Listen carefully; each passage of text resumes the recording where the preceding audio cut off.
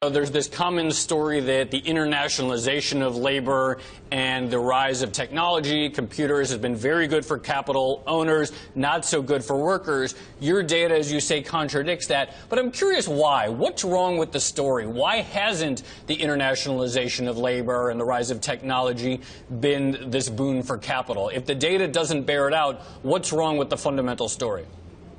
Well, I think fundamentally we have a competitive economy.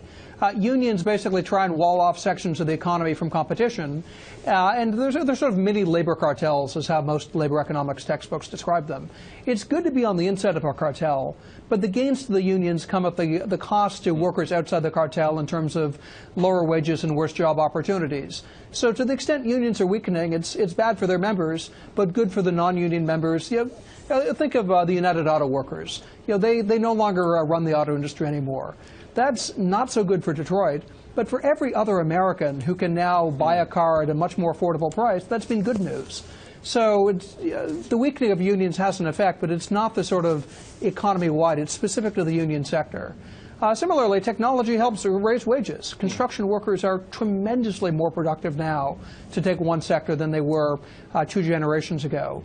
And construction industry wages have risen along with that. It's simply a mistake to look at technology and say, oh man, this is going to hurt workers. In many cases, in most cases, it helps them.